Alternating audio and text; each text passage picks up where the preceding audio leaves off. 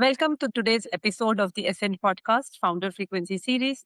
I am Geet, founder and CEO of AISN Partners, where we help professional training and coaching companies build AI driven pipeline and visibility. Today's guest has one of the most unusual founder stories I have come across. Starting as a pod scrubber at Marriott and ending up building the largest sales and service training company in the world. I'm thrilled to welcome Don Farrell, founder and chief cultivating officer of Fresh Revenues. Don, welcome to the show. Geet, thank you for having me on. So, Don, take us back to the beginning. You started as a pot scrubber at Marriott. Walk us through how that turned into building the largest sales and service training company in the world. You said that was not the intention. So, how did that happen? Great question. So at age 15, I walked into the Marriott Hotel in Milwaukee, Wisconsin. I want to be a maitre d'. I don't know what a maitre d' is. I walked away as a pot scrubber, which people would tell you is at the bottom of the food chain. And I worked my way up from there throughout the kitchen, into the dining room, up to the bellman station, front desk, and from front desk into the sales office where I really wanted to be. And that took about 3.5 years. And I would love to tell you I'm an expert at all that stuff, and I'm not. But I have a ton of empathy for every one of those positions. And it really helps when I'm training hospitality people to have them know that I used to do their job. Maybe not as well as they did, but I certainly understand what they go through. So that's how I started. And then I started working for different brands and different sales positions, pre-opening sales, brand new hotels, resorts, conference centers, multi-unit, all kinds of good stuff. Excuse me. And about 13 years later, I said, I think it's time to start my own little company. And Geet, I didn't tell you this the other day, but I'll tell you now. I started it because I wanted to be my own boss. I worked for so many different people and I'd seen things done wrong. And I think there's two ways of learning. You can learn the right way, you can learn the wrong way. And as long as you know the wrong way is the wrong way, you can learn more sometimes that way than you can by learning it the right way. Does that make sense? Yeah, So and I like the phrase "be your own boss." That's what takes you to start your own thing and take it to the sky. I'll tell you what happened. So eventually I have 10 clients. And if you treat it like I treat it, if I've got 10 clients, I've got 10 bosses. So that part of the formula did not work. And I'd be lying to you if I told you that in the first year, second year, I could afford to lose a client and still get to eat, but I couldn't. I was still a beggar. I was still crawling before I could walk. I could walk before I could run. So in those first couple of years, I'm working with clients who were not the best of clients. I'm working with assets that are beat up and tired and old. Not ideal, but a good place to start, right? And it was such a good day, Geet, when 3 years into my little company's journey, that I would have clients that weren't paying attention. We talked about it, client. You said you were going to do this. I said I was going to do that. I came back to your property and you didn't do it. And you said, hey, listen, I had a bunch of priorities, but don't worry, I'll get to it next month and next month and next month. And you're not paying attention. So here's the deal. I'm going to fire you, client. No, no, no, Don, you're great. We want to pay you. No, I don't want your money. You're not following through. It's a waste of my time, your money. And I hung up the phone and I said, that is such a good feeling, Pete, to be able to be that honest with my clients that I'm willing to fire them and still get to eat tonight. That How was many a great day. how many clients you did that with? I probably fired, I don't know, not that many, 6 or 7 clients in my entire, but all for the right reasons. They were wasting their time and money. And in almost every case, they said, no, no, no, we want to keep paying you. No, we'll get our act together. And I'm like, no, you're not. I'm sorry. So that's happened, but not too many times. And when was the actual moment when reinforcement was born, and why did it change everything for your business? Because I think that was the turning point. It was a huge turning point. So I was doing training just like everybody else was doing training. This is in the late 80s, 90s, early 90s. And I would go into, with a hospitality background, all my clients at the time, not today, but back then, it was pure hotels, conference centers, anything dealing with hospitality, right? So I would go in for a full day. I would do training. I would sit down with the general manager at the end of the session. He or she would say, this was awesome. My people had fun. They were engaged. They learned stuff. You role played with them.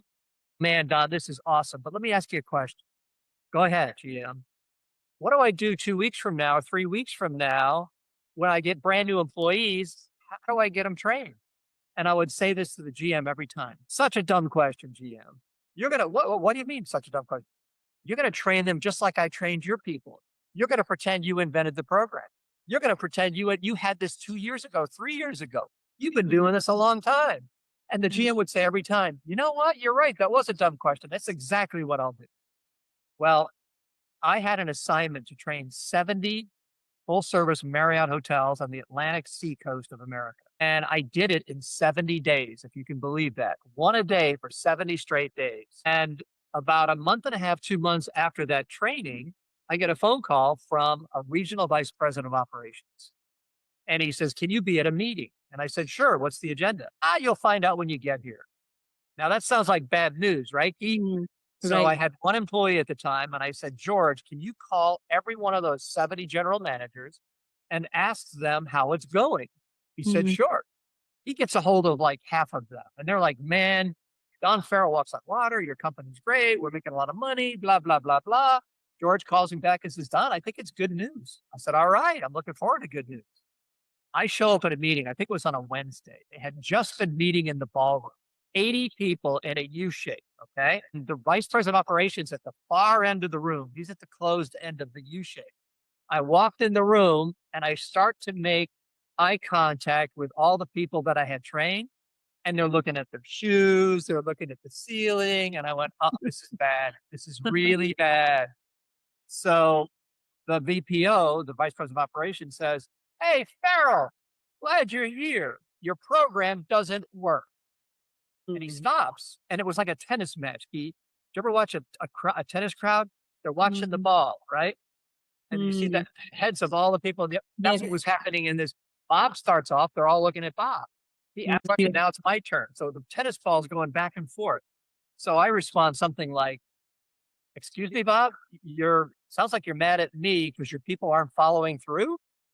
Bob says, yeah, I said, let me rephrase this. You're mad at me because your people didn't listen to you when you said follow through with the training Don Farrell gave you, and you're mad at me. He goes, yeah. And I basically said, look, I'll take full responsibility. Tell me what I have to do to fix this. And he said, literally, if you'd have said anything else, I would have fired you right here. So everyone, tell him what we need to be successful. And they literally, Geet, said, you have to make us do it. So we don't want to do it. It's not that it's not a great idea. It's not that we can't make a couple of $100,000 more a year. They're not able to do it because of all the different priorities they have every day, all the fires they have and all the leaky roofs, and the people don't show up to work and they're having to put their finger in the dike and stop the dike from leaking, right? Every single day. And as a result, a month goes by, 2 months go by, 3 months go by, and they haven't done anything with the training. So if they couldn't do it, Geet, nobody could do it because these are good operators. These are Marriott hotels, Hilton hotels. They're good operators, right? So here's the bottom line. They helped me become not a $1 million company, which is what I was at the time. They helped me develop what we call reinforcement. And now we were a $150 million company. Yeah, and new concept. That's what they needed. That's what they needed to be successful. And today, Geet, there's only 2 training companies in America that I know of that have training with reinforcement to keep it accountable, measured, tracked. I do an incentive for the employees. If they use the skills, they get rewarded. We're ready for turnover, new employee training kits, all of that. Their company allows those incentives that you recommend them for. Every single client said, what do you want to do with the incentive? And I basically said, look, we are shopping them. What does that mean? We make mystery calls right after the training to measure their skill sets. Are they using the skills I taught them to use when they're selling? Okay. And if they're not, they don't get an incentive. If they do, they get a cash incentive every single month. Wasn't a lot of money, but for somebody making $13, $14, $15 an hour, it's a lot of money, right? So then we're being rewarded for the skills being used. And when the skills were being used, the asset was making a lot more money. So they helped me become a multi-million dollar company that day. See how small improvements lead to like bigger changes and make that ripple effect. You went from $1 million company to $150 million company. And looking back now, what made that shift possible? I think you got to start with the right mental set, Geet. I went in not pretending I had all the answers. In fact, when I was the leader of that company, it turned out to be the largest training company in the world. We had licensees in 44 countries. We had well over 10,000 clients. We had 383 associates working with us, right? I was the guy that went out and talked to all of our clients because they're smarter than us. You know where your pain points are. And they would say, "Hey, Don, can you help us with cybersecurity?" "No, I can't even spell cybersecurity." "Can you do da, da, da, da?" "No, it's not what we do." "Can you wait a minute? Say that again." "Yeah, I think we can do that." They were smarter than us. I listened to them. So I think you got to go in with the right mental set, which is they're smart. They know what they need. Let's listen to what they have to say. And I was totally accountable. Remember, I said I wanted to be my own boss? Well, I had 10 bosses. I'm accountable for them to deliver the results. I was on another podcast earlier today. I seem to be doing 2 or 3 of these a day now. I don't You never become your own boss, right? Like whether you're working for someone or you're working for yourself, you never become your own boss. It's funny, you know, Someone but at else least is I can be always honest with them commanding. now. At least I can fire them now. That's a good feeling. But I've always had that position that, you know, my definition of success doesn't happen until my clients are successful. And how do I know if they're being successful? I can listen to those shop calls. I can hear the skills being used. I could see the revenue going up. I could see all these good things happening in service. I could see turnover going down because of the leadership training. That is our measurement of success. Their success is my success. So right mindset, listen to the client. They'll tell you their own problems if they, trust you, and you will find a solution. Just find a solution to solve those problems for them in a manner and be accountable. Those are the, I think, main things Absolutely. I would take away. Absolutely. They're on the front line, Geet. They're getting direct fire. Okay. They know what the situation is. We're there to help, right? And they're there. We're there to get educated and then educate them. So you think guarantee was a way to show that you are accountable? So that's how you introduced guarantee as well back then in 1986? So in 1986, I'm in the spare bedroom of the house and I'm a one person band and I was doing pure consulting work. I had no intention of doing anything training. Okay. I'd been a VP of sales and marketing. That's what I was. I wasn't a pure trainer. So I am trying to be a consultant. And back in 1986, there were no computers. There was no internet. There were no cell phones. The way you made business happen was you picked up a directory, and I just happened to pick up AHMA, which was American Hotel Motel Association. That doesn't exist anymore. It's called AHLA, Lodging Association. So the word motel was thrown out. So I picked up the directory. It's like, I don't know, 400 pages long. And I opened up the cover and it was Acme Motel Company. And I started cold calling all of these owners and operators of hotels. And I think I got through the H's or the J's, which meant I'd made several hundred sales calls. And In how much time? I think I probably did that, believe it or not, in a couple of months because I had nothing else to do. I had to go build business, right? I've got a little baby and one on the way. I decided to start my own little business. I have little mouths to feed, so I got to work, right?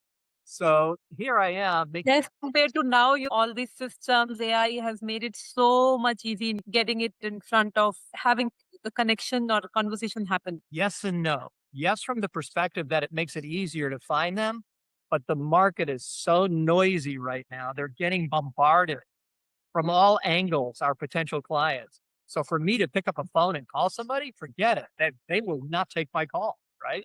I send them an email, forget it. They don't know who I am. So in some ways, it's more difficult today than it was back then. But to finish the story, I said to myself, this is going to be the shortest lived business in history unless I figure something out. And what I landed on was something I borrowed from Holiday Inn. And Holiday Inn at the time had a conditional guarantee. Their conditional guarantee said, we guarantee your satisfaction. Inspection guarantee. Exactly. If you don't like something, tell us. We'll fix it. And I said to myself, I'm going to do that. I'm going to guarantee these owners and operators that I can make them $1 million if that's the right number. And if I don't make them $1 million, then I don't get paid. Or I work for free until I do get them $1 million. That was my guarantee to distance myself from other consultants. Because back then, Geet, I don't know if it still is today, What consultant meant was you're unemployed, looking for work, and meanwhile, to make money, you call yourself a consultant. And I wasn't that person. I really wanted to be a full-time consultant. So when I put that guarantee in place, that opened a lot of doors. And what's Hmm. interesting is I did it initially as a marketing tool, as a sales tool, but it eventually became an incredible cultural tool. Meaning, when I had 383 associates, Peggy would answer the switchboard. And if you were a client of ours and you said, "Hey, Peggy, I'm really mad at you guys." Oh my gosh. Body parts start falling on the floor from Peggy because she knew that if we didn't make this client happy, Don Farrell's going to have to write a great big check because we had this client for 4 years, right? So it Hmm. became a real pillar of our culture.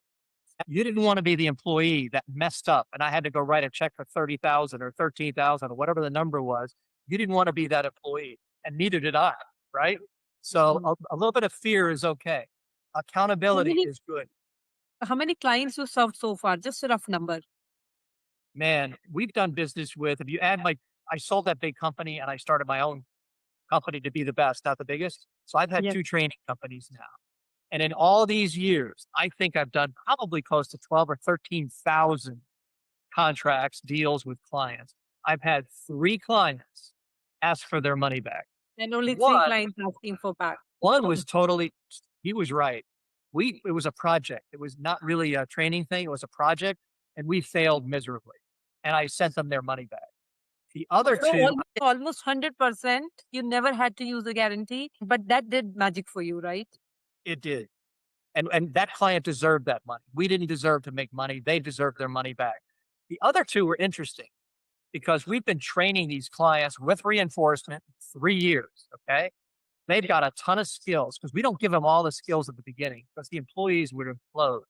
So what we wind up doing is giving them 5 skills and then we add a skill every Phase summer. wise manner. Yeah. So they're ready for it. Right. So there's 19 skills, let's say. I can't give them 19. They would implode.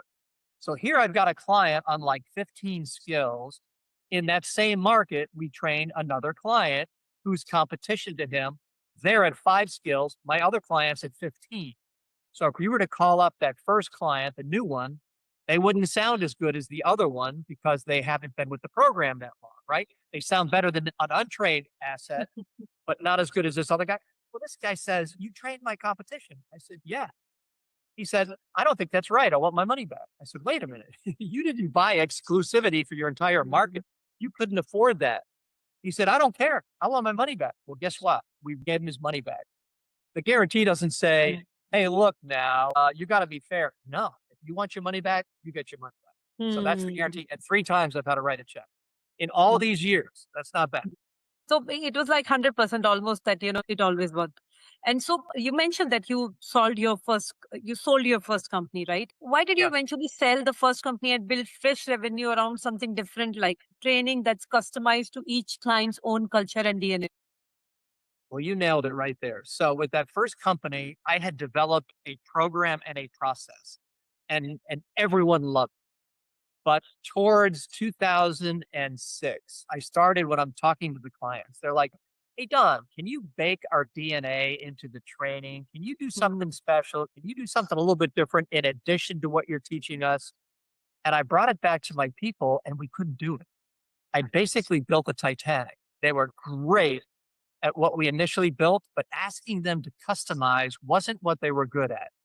So it took me about a year to sell the company to my partner, and I took people with me, and we started Fresh Revenues, and it's sales, service, leadership, and cultural, tactical, practical stuff that makes our clients money. So we expanded our definition of who we can train and what we're willing to train. And it's all highly customized now. Whereas that first company, it was a program process that we did. That was a set defined set of process or SOPs and training material, and now you tailor it as per the company's vision and their own culture. Yes, correct. Now that process was so good, we were able to copyright and protect the process, not the idea, but the process was patented, basically, right? So Mm. with this second company, it's all pure customization. So is it still with hospitality and home services? Yes. So here's the deal: most clients, whether they own 300 gas stations or it's BMW, or it's whoever it is, they need hospitality skills. They understand that if they had, for example, BMW called me up and said, Don, can you train our technicians when you drive your car in for an oil change? Can you train them to be just like a concierge at a 4-star hotel? Yeah, I think we can do that. Okay, we're going to hire you. So I don't care what the business, they understand the importance of hospitality training, even if you're not in hospitality. Hospitality. So similar skill sets only expand. That first company really focused on reservation conversions and training sales offices. My second company, we're doing leadership training, we're doing service training, we're training sales offices, catering offices, and anywhere somebody's taking a call or a walk-in guest of any kind. So, Don, automation and AI, we just touch upon that. They are reshaping a lot of industries right now. Where do you see that helping the kind of culture and service you train people to build, and where do you think it's working against it? All right, you and I talked about this a little bit the other day, but we're going to deep dive on this. So I'm going to have an answer that people aren't expecting. Are you ready? So I speak for a living. One of the things I do is speak. And when I speak, I'm able to get training clients. It's a great way to get business, right? They can kick my tires for an hour or 2 hours or 90 minutes, however long I'm up on stage. They get to see who I am and they're like, okay, we need that in our organization. They come up to the stage, they get their card, we do a proposal, we do business, right? Great way to do business. And what they're asking for is the training to drive ROI results, right? All right. So as a result of speaking, I get to follow a lot of people. And let's say there's 6 people that are going to talk to the audience. Guess how they start off every one of their presentations? Okay, my name is so-and-so, and I do AI with da-da-da-da. Next person. Hey, I'm in AI. Next person. Guess what I do? AI. Everybody's an AI expert. Now it's my turn. And by the way, somebody has asked one of those previous speakers, a question for you, ma'am. Question for you, sir. Sure, go ahead. Should I be worried about my job? No, no, no, no. You should embrace AI because it will help augment what you do. It'll make what you do faster. It'll give you more data. It'll give you more accuracy. AI is going to help you with your job. Now it's my turn to get up. And I'm like, let's go back to that AI question. I have another frame of reference. I come from a business where people are looking for elite. They're looking for the best of the best, whether it's in selling or whether it's in servicing or it's in leadership or the culture. They're looking to be the best. And that means that you need 2 forms of AI. What do I mean by that? We've already talked about what the traditional AI is. My definition of AI is, ready for this, people? Authentic interactions. If you are someone seated in this audience, if you're someone listening to this podcast right now, and you're someone that is not offering authentic interactions with a potential client, with an existing client, let's say you're behind the scenes, you don't see clients, you have internal clients, you have people you work with. Those are your clients. If you're not authentic, if you don't understand emotional intelligence, if you don't know how to say the right things the right way, guess what? You're going to be replaced by the other AI. And I'm here to tell you, you deserve to be replaced. If you don't embrace authentic interactions, then you're going to get into a situation where the other AI is going to replace you. Because why do we need you if you can't make us elite? That's my take on AI. Now, traditional AI, critical, truly can augment. But here's the problem. I think too many business people today, even government, is looking to replace human beings with AI, and they think that solution, that robot, is the answer. It is not the answer. People are looking for a real live interaction with somebody, not a robot. Okay. So there's a place for AI, but you better embrace authentic interactions, people, and complement the two. And when you do that, you are now incredibly dynamic. So use in the right manner for the right use case, not just Absolutely. blindly try to replace and replace the hard work, but do it where it's really can do the right job. Do it where it can really augment someone's interaction and train that person on how to have that interaction. Don't invest Right. just in AI.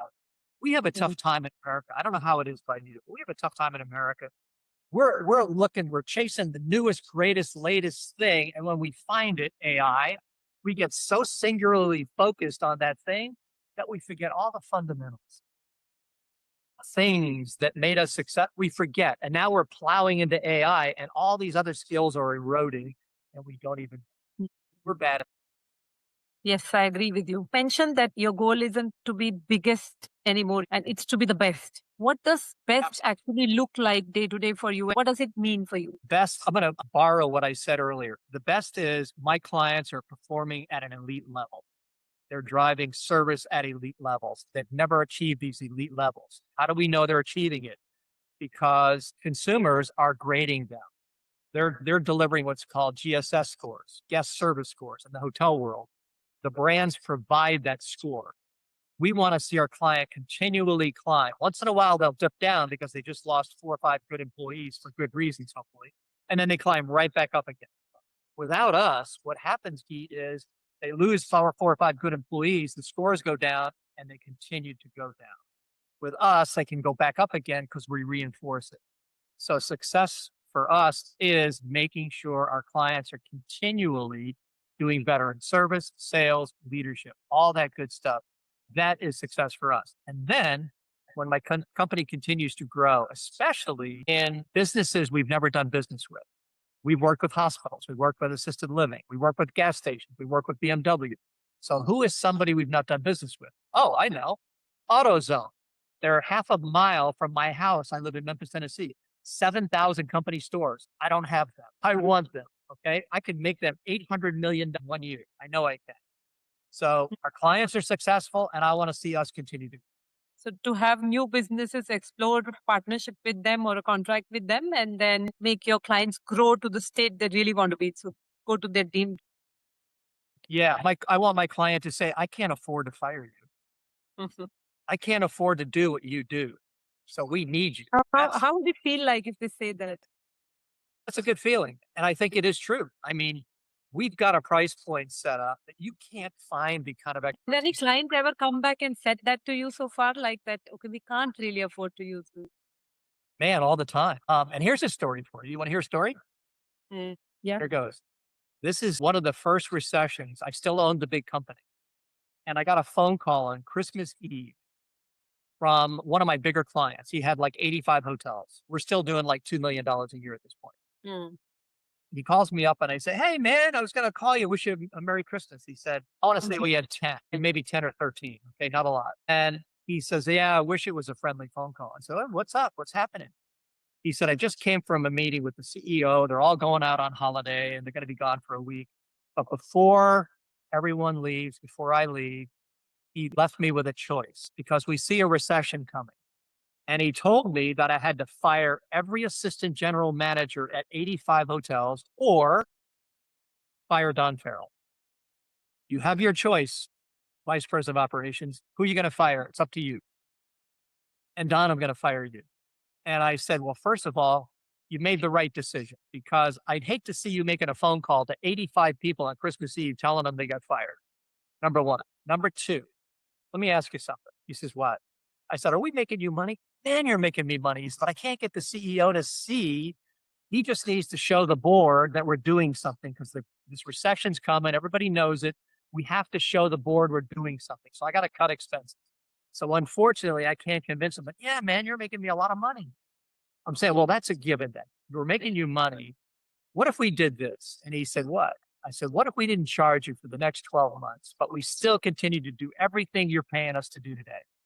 He said, wait a minute, you'd work for free? I said, I'd work for free for a year. And then the next year, you pay me double. Would you be willing to do that? Because by then, we'll hopefully be out of the recession. Would you be willing to do that? He thought for a second and he said, yes. Mm. Those are the kinds of things that I think it takes in leaders today. You got to think out of the box. You got to be creative. You need to take a bet You on gotta be in yourself and partnership on with the your other client. person also. Yes, it's a true partnership. You know what I hate? I hate the word vendor. Hey, Don, you're a vendor. Well, call me a vendor partner. I truly want to partner with these people so that when they win, I'm okay. Yes, I agree with you there. Completely agree. And so, what's the biggest challenge standing between where fresh revenue is today and where you want to be a year from now? it is really hard to get people to buy training today. It was a lot easier 10 years ago. 10 years ago, I'd literally spend 15 minutes with you. And it went like this. Hey, Don, I'm convinced you can make me an extra $500,000 a year. Now, how much are you going to charge me? I'm going to charge you $5,000 to get the training. I'm going to charge you $500 a month. And it's totally inclusive for $500 a month. You get all this stuff. You can't afford to do this on your own. You're right. I'm convinced. But Don, I don't have $500 in my budget. And I would answer, but you didn't have the $500,000 in revenue either. Good point. Okay, you're hired. Today, that conversation goes like this. $500,000, it'll cost you $500 a month. The person says, but I don't have that in my budget. And I would say, but you didn't have the $500,000 in your budget either. And they say, yeah, but I still don't have it in my budget. Since COVID, I have seen a real digression of the abilities for leaders to make intelligent ROI based decisions. If it's not in the budget, we can't do it. But wait a minute, you're going to make an extra $1 million a year and it's going to cost you less than you pay a travel agent. Why wouldn't you make that decision? Because it's not in the budget. They just don't, they're not as smart as they used to be. We have promoted people too fast because we needed to promote them because nobody else could do it, right? I think run into that a lot. So I run into a mental set that doesn't understand ROI and investing the right way. Training done wrong is an expense. Training done right is a true investment. You will make money. Okay. And if you don't have reinforcement, that's an expense. If you have reinforcement, you got a shot at an ROI. So I run into that mentality. I run into number two. I run into a check the box mentality, meaning, hey, can you deliver training to my people? Sure. Okay. I check that box. Next. No. This is a process. This is a program. This is a shift in your culture is what we're going to impact here. We're not checking boxes. We're really implementing skills and tools that will help you be better forever if you keep applying. Okay. And I run into a mentality of let's just check the box. So it is harder to sell training today than it's ever been because of the leader's lack of understanding. Are you reaching to your ideal prospect clients? Like, is it still the call conversation? How is that reach out happening? So how am I prospecting and how am I finding clients? Right. Continue to speak. It's a great way to find clients. Okay. Now, before COVID, I could do as many speaking events as I want. I think to date, I've done, 800 different speaking events, of which 300 I was a keynote. I've done over 1,500 training events. So I've done plenty of those before COVID. Post COVID, it's finally picking up now, Geet, where I'm getting calls to speak at least once a month. I could have done 10 a month back before COVID. Now it's 1 or 2 a month, but that's good. I need more speaking events. And when I can get in front of people. That's the main mode of outreach for you, the speaking events, right? Yeah, I'll tell you what. I wish I could tell you, and people are going to listen to this and they're going to shake their head and they say, they need me. I've never had marketing produce business for me. Marketing has created awareness. They love our stories. They love reading whatever, but no one's ever picked up the phone and said, I saw a marketing thing on you and I'm going to hire you. Never happened. What happens is word of mouth, networking, and speaking in front of audiences is the only way I've been able to get business. And why these speaking events have reduced because of the COVID and the circumstances overall have, made it like that? Speaking is coming back now, but before COVID, it was a ton. And then of course it was nothing. Absolutely dried up for like 3 years, 4 years. Now you could speak like this, but this is hard to impact in a big way unless you're face to face. I'm used to speaking in front of audiences of 10,000, 3,000, 1,000. Okay.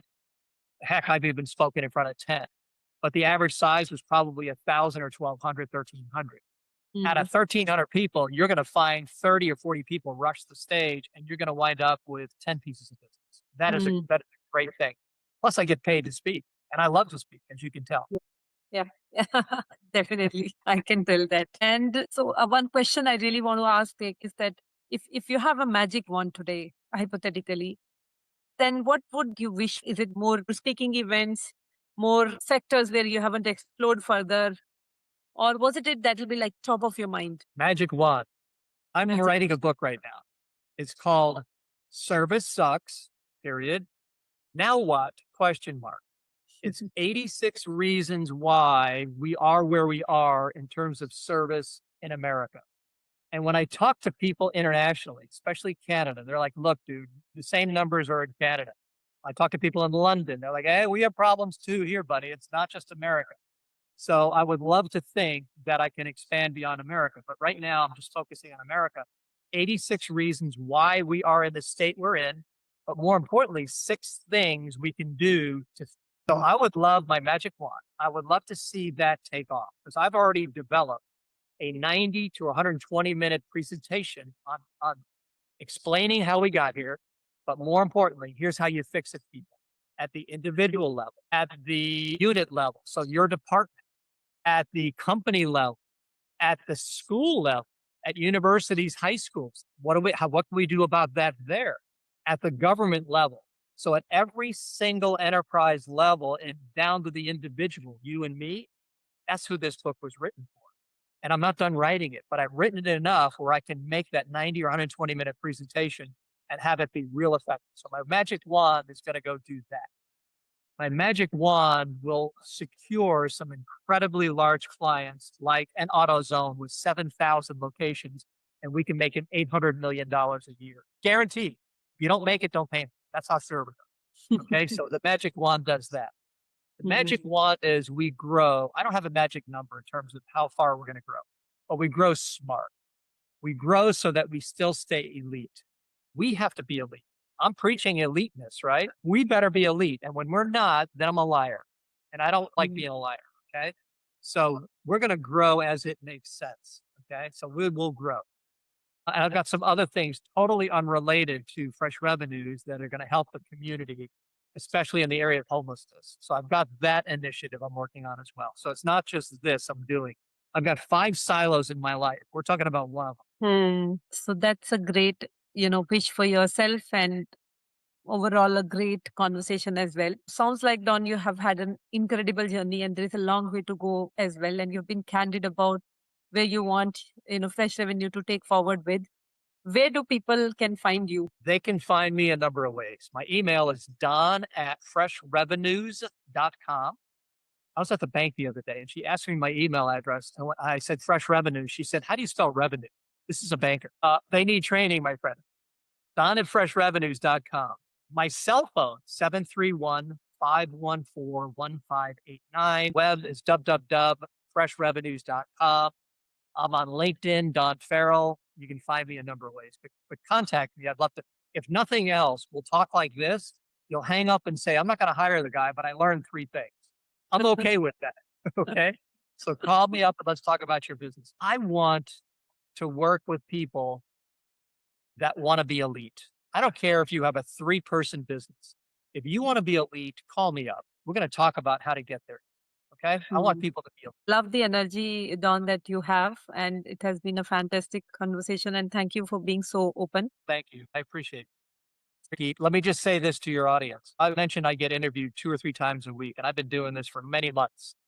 You did your homework. You are very thorough. You care about what you do. It's very evident. So whoever hires you is going to get someone that truly cares and is truly focused and truly committed. You are the real deal. Thank you.